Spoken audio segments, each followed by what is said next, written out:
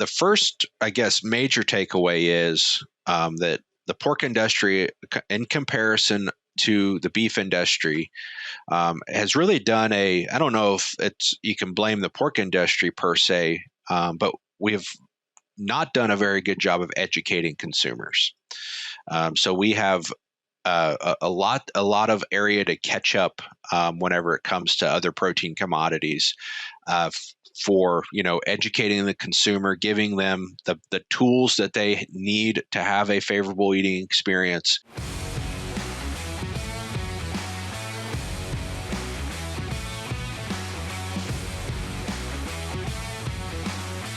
Hi everyone, Miranda Smith here with the Swine Canada podcast show brought to you by Wisenetics.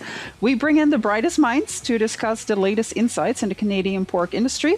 And one of those bright minds is Dr. Ben Bohrer, who is an associate professor studying meat science and muscle biology at The Ohio State University. So welcome to the show, Ben. Well, thanks so much for having me. Yeah, so today we're going to be talking about some pork quality and consumer experiences with pork. So I'm really interested in that.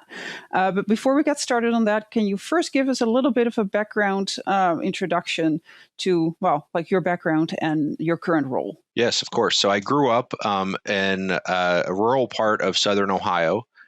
And then I went to Ohio State University, completed my undergraduate education and my master's degree here at Ohio State. And then I went to the University of Illinois at Urbana-Champaign to do my PhD. And then from there, and to kind of put it into a time frame, that would have been 2016 when I finished my PhD. I then went to the University of Guelph and was on faculty there in their Department of Food Science for 4 years before having the opportunity to move back home to Ohio. And I've been here since 2020, so going on, I guess, coming right up on 6 years being here at Ohio State University. Perfect. And then what kind of stuff are you researching? Yeah, so I am trained and kind of my interests lie within meat science and muscle biology. So with that being said, I'm kind of at the intersection of animal science as well as food science. So I work really towards, I guess, the finishing phase of an animal's life to further processed meat products, so things like bacon, ham, hot dogs, and then really everything in between would be within my interest. And I also work with, I know we're going to be talking about pigs today, but also work with multiple species with meat quality, further processed meats, that type of thing. Feed formulation software is stuck in the past. Most tools haven't evolved beyond basic least cost optimization. A Diet Forge changes that. It's an AI-powered platform with nonlinear ingredient modeling for enzymes and additives, cost per gain and maximum profit optimization, and real-time collaboration like Google Docs for nutrition. Every recommendation is grounded in world-class research, built for modern nutritionists who need more than legacy desktop software can deliver. Work seamlessly with your team and optimize the way modern operations demand. Try dietforge.ai free today. Feed formulation, finally modernized. It's funny because I always say, as an animal scientist, my job ends the moment the pig is slaughtered. So I think it's really good, and that's where meat science takes over. So it's interesting to have someone who looks at kind of that interaction between the two parts, right? But yeah, so let's get started with, we're going to be talking a little bit about consumer experience when it comes to pork. So can you talk a little bit about what influences consumer experience of pork? Yeah, so maybe we'll back up a step and maybe just talk about consumer experience with meat products as a whole. So typically we think about, describing that experience at least once it meets the consumer's palate as meat palatability. So tenderness, juiciness, and flavor. Now, obviously, there's a number of different things that go into their purchase decision before a meat product would ever meet their palate, such as color or maybe labeling claims and really that experience that the consumer gets when they're deciding to put that item in their cart or to order that item off of a restaurant menu. But once it gets on their plate, we're really thinking, again, tenderness, juiciness, flavor. And that's going to vary a little bit across the different species. But when we're thinking of pork specifically, we're really thinking, we have a pretty good handle on tenderness. Usually, if you have a pork chop on your plate, we're really not too concerned with it being just entirely too tough, which kind of leaves our I guess the other two parameters as really at the forefront of our mind being juiciness and flavor. So I'll start with juiciness, and we can also use kind of just general mouth feel of the product to describe that palatability parameter. So we're thinking, is that pork chop dry? Is that pork chop juicy? Does it feel mushy in our mouth? Does it feel grainy? Is there anything that kind of is off-putting with how it feels during consumption? So that's really what we're thinking of with juiciness. And then flavor is kind of a black box, if you will, with pork, or at least in my mind it is. And that certainly has been under-researched and kind of underdeveloped in terms of what is the ideal pork flavor that we should expect, especially with fresh pork products. And hopefully, in the next 10 to 15 years, we'll get a better handle on that because I think it is absolutely critical that we do if we want to meet consumers in terms of the experience needed to really drive pork demand. So when you're talking about flavor, can you talk about what kind of different things go into that?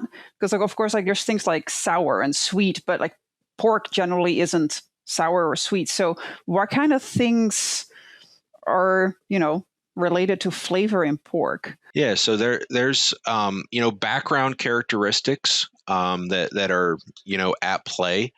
So this could be things such as the amino acid profile or the fatty acid profile that a given pork chop or pork product may have. And we can use that to get kind of a starting point.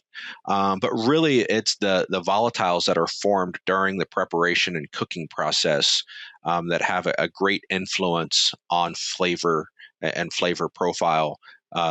So that is something, again, it's very challenging to kind of, replicate in a research setting for all instances because consumers obviously prepare products very differently depending on what type of cooking instruments that they're comfortable using, maybe instruments that they have, or I guess cooking devices, if you will, that they maybe have in their kitchen or in their backyard if they're using a barbecue or if they're using an air fryer or if they're putting a pork chop in the oven. So we can think of a variety of different ways in which a pork chop's prepared, and all of that is going to be critical to trying to define what type of volatile aromas as well as flavors occur during that preparation process. Okay, so on the one hand, it will depend on what people do with the pork chop, but if we back up and look at when the pig is still alive, how can we affect the flavor and the juiciness while the pig is still alive? Yeah, so there's several different parameters, and they can go a multitude of different ways. And I guess I like to use the analogy, and I don't know who came up with this analogy, is that nutrition accounts for maybe 10% of the variation that we'd have in eating experience. Genetics and other management criteria may account for the other 10%.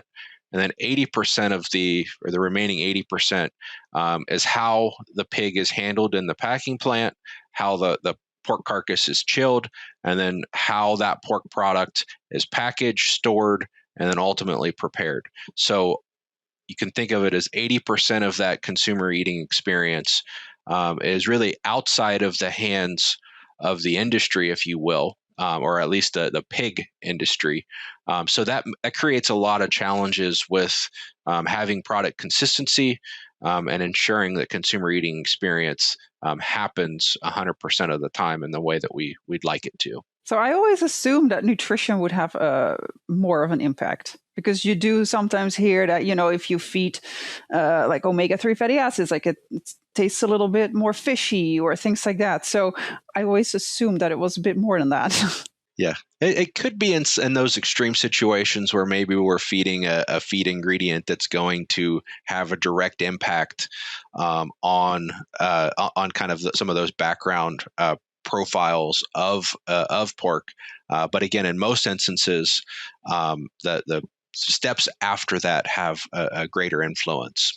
And what about like the leanness of the carcass? Because obviously, as an industry, we spent decades making it very lean, and now we're trying to make it a little less lean again. So how does that impact the pork quality? Yeah, so that can have a major impact as well. So carcass composition, or we'll maybe take it a step farther, meat cut composition. So then we could think about, again, depending on the cut, how much subcutaneous fat, and then how much intramuscular fat or marbling that we may have. So that can certainly have a significant impact. But I would caution us a little bit before we, think marbling is the full answer to consumer eating experience with pork, because most research would suggest that there's only weak relationships between marbling and those palatability parameters that we mentioned earlier. So particularly juiciness and flavor. And I think the reason why is, even in very heavily marbled pork, we're still at an intramuscular fat percentage of 3 or 4%. And we likely need to get to a threshold that's much greater than that to actually have an impact. So if we look at beef, prime, so Canadian prime or USDA prime beef is usually 9 or 10% intramuscular fat. And we certainly don't ever get to levels of 9 or 10% intramuscular fat in pork chops. Right. So then you mentioned so about 80% is related to what happens at the slaughterhouse. So can you talk a little bit about like what kind of factors go into that? Yeah, so there's two big things that have happened at the slaughter plant in the last 10 to 20 years. The first one is a transition away from electrical stunning to group CO2 stunning or gas stunning. That creates a much less stressful situation for pigs when they're working their way up to the butina to be stunned.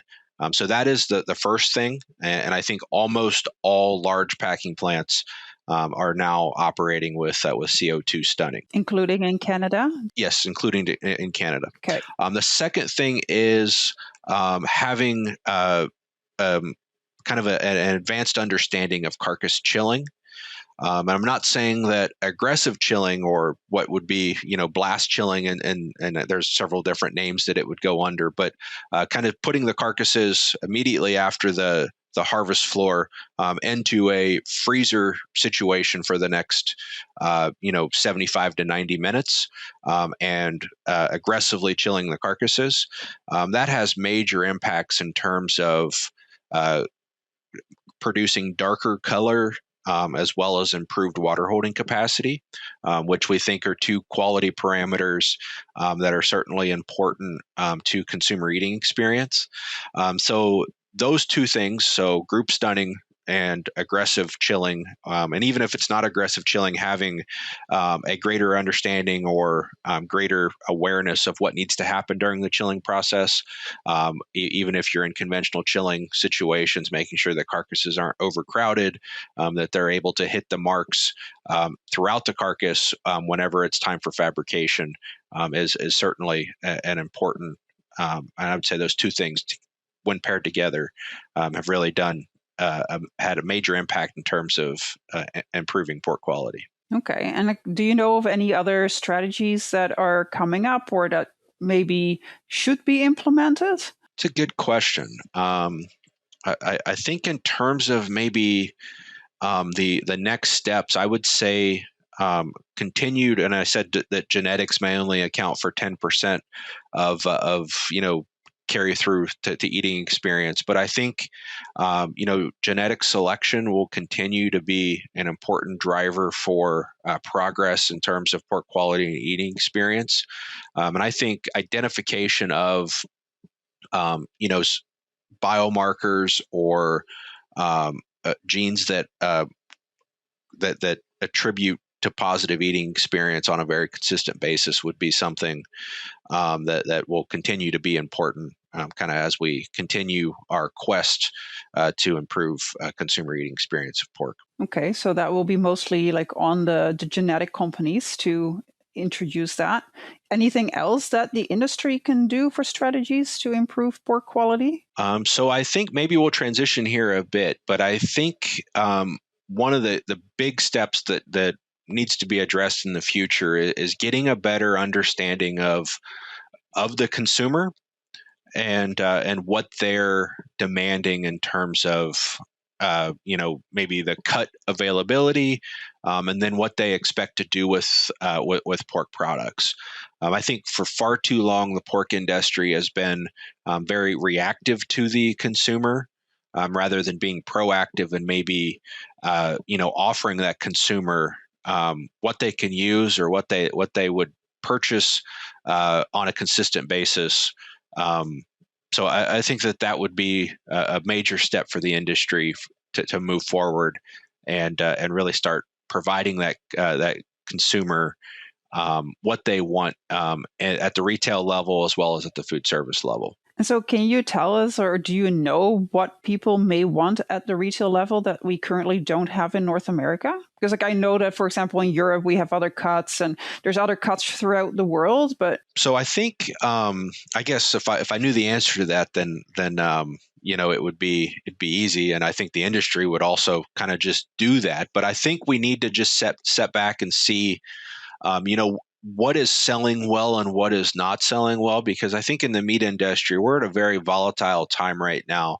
If you don't believe me, just go to the meat aisle at your grocery store and look at the price of ground beef, look at the price of, chicken breast and some of the other cuts that continue to go up in terms of their value, and then make your way to the pork section of the grocery store. And I know here in the U.S., you can buy pork loin at sometimes less than $3 a pound, which is a very almost a third of the price of what you'd be seeing beef products go for. So I think that's very telling, that the consumer has indicated that they're not consistently satisfied with fresh pork products, and the pork industry needs to be proactive and maybe think of new ways to meet the consumer and what they're demanding and what they're choosing to purchase instead of pork. Right, and I think this kind of ties into the research you're currently doing, right? Like you mentioned, you're looking at asking people what they want out of pork. Can you talk about that? Yeah, so we've been part of a large study with National Pork Board here in the United States, and it's a multi-institutional study. So Ohio State, University of Illinois, Iowa State University, Texas A&M University, and then a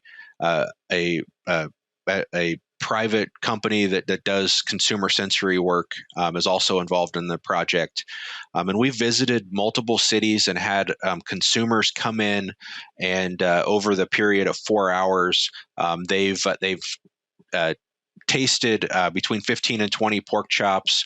And really, we've been trying to gather language as well as influencers that they would use whenever they're describing their experience with pork chops. And we've had a lot of very interesting conversations with these consumers, really everything from, what do you know about how pigs are raised?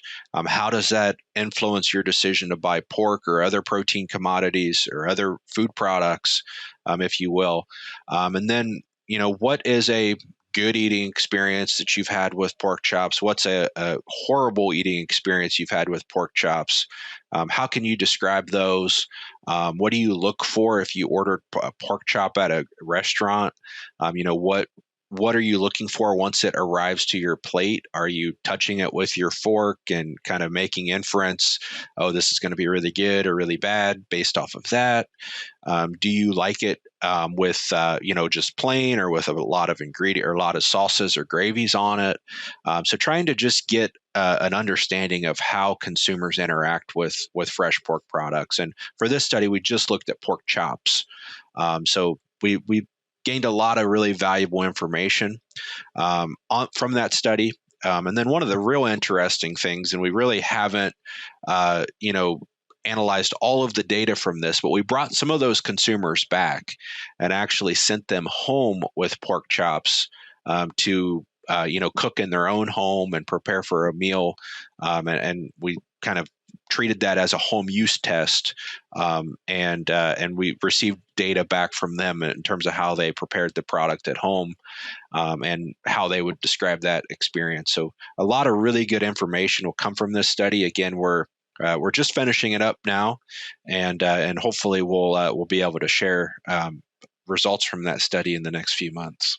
Do you already have some trends that you're starting to see? Yeah, I think the first, I guess, major takeaway is that the pork industry, in comparison to the beef industry, has really done I don't know if you can blame the pork industry per se, but we have not done a very good job of educating consumers. So we have a lot of area to catch up whenever it comes to other protein commodities, for educating the consumer, giving them the tools that they need to have a favorable eating experience. We've had consumers say, well, if it isn't cooked to I'm going to say in Fahrenheit, or I guess we could say in Celsius, 75 degrees Celsius, which is well done, then I'm not interested in even putting it in my mouth if it's not completely cooked through. And again, we've kind of been working for the last 15 years to tell consumers to cook it to 63 degrees Celsius, kind of a medium degree of doneness. So that's one area that we certainly have a lot of room to catch up in. And the other one is a lot of consumers think about pork, fresh pork, more so as an ingredient than they do a center of the plate item like you would a steak, like a beef ribeye or something. They're thinking pork, I'm going to slice it up and put it in a stir fry or something along those lines, which is certainly an acceptable way to consume pork. But we really have no understanding of what contributes to good or bad eating experience when pork is treated as an ingredient versus a center of the plate food item. And I think going back, as long as I can remember, 40 or 50 years ago, when we started really looking at fresh pork quality attributes, we've never really treated it as an ingredient. We've always treated it as a whole muscle cut.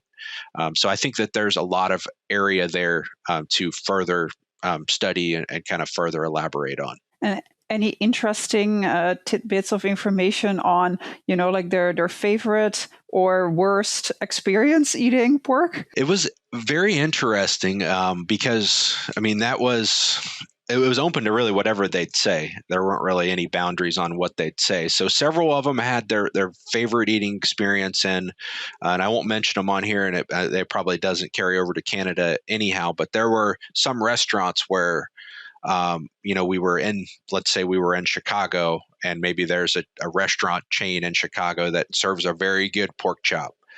So we heard that repeated by lots of different consumers saying, well, I go here if I want a really good pork chop, and we could look it up and it'd be like a bone-in pork chop that has been excellently prepared and those type of things. But it was interesting. Whenever we asked them their worst eating experience, it was almost always one that they had prepared at home. And maybe it was one that they'd put in the oven and then forgot about it or didn't set the timer and it was way overcooked, or maybe it was, they had it on their barbecue and they barbecue malfunctioned and overcooked it or something along those lines. But it was almost always one that they had prepared on their own for their worst eating experience, which I thought was kind of interesting. It is. Well, I've certainly overcooked pork myself and know that it loses its flavor. So Yep. I can see that happening. Yeah, it has a very low tolerance if it's overcooked. That's for sure. Yeah, for sure. Okay, so anything else that you would like to share with our listeners today? No, I don't think so. Again, we'll be likely publishing this work that we've done with this consumer sensory test in the next, I guess, probably 6 to 8 months. So please check it out, and maybe I can come on again and talk more about it once we get all of the data analyzed and everything in print. Oh yeah, that would be great. Perfect. Okay, well, so to our listeners, if you're enjoying this episode of the Swine at Canada podcast show presented by Juiciness, please remember to like, subscribe, and share it with your colleagues, friends, and family. It's time for our famous 3. Your herd software spits out 50 metrics. Guilt asks 3 questions. Which 10 actually matter? Who owns each one? And what happens this week to fix the red ones? Because every human being procrastinates. Good deadlines fix that. Guilt gives your farm a weekly pulse and a quarterly pulse, so the whole crew's energy pulls one direction. 3 pilot farms this quarter, 2 spots left, 1,000 sows or 2 sites. GetGuilt.com. So now we're ready for the final 3 questions. So the first question is, what is your favorite swine-related book or resource? So that is a great question, and it's hard to just narrow down to one. But I would say the Meat Buyer's Guide, which is I guess for all of the non-meatheads out there. It's a book that just has meat cuts and everything's numbered and has all the specifications that you'd need to cut that particular merchandised cut. So I would say the Meat Buyer's Guide. Okay, perfect. And what is your favorite book or resource outside of agriculture? I actually do a lot of reading. It's probably one of my top hobbies, if you will. And I've answered this question multiple times when I've been on Swine Up podcast in the past. But I've recently came across a book called Naked Statistics. And again, the name of the book sounds kind of funny, but I've probably read this book 3 or 4 times now, and it is a very digestible book on just basic statistics. So I teach our undergraduate statistics course here at Ohio State, and preparing for that course, I needed something that isn't all just statistical coding and just isn't all numbers. It has some theory. So I would recommend that book. It is by Charles Wieland. And it's called Naked Statistics, which you won't forget the name, I'm sure. But it's a very good book, and I encourage everybody that maybe has an interest in brushing up on some of their statistics to grab that book and give it a read. Okay, excellent. And then the last question is, in your opinion, what sets successful swine professionals apart from those that are not? Yeah, so I kind of went back and forth in terms of how I wanted to maybe answer this question. And again, I think a lot of attributes, a lot of your guests probably state attributes that are really important for professional development and those type of things. But I'll say being adaptable.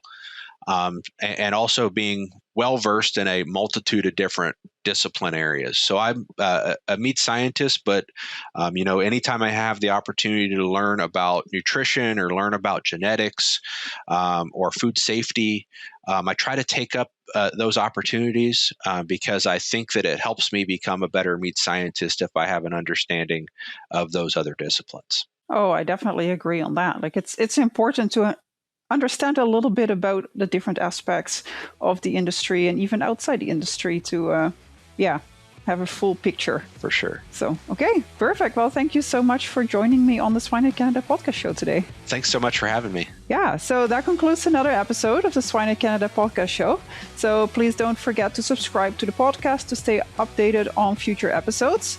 Thanks everyone for listening, and until next time.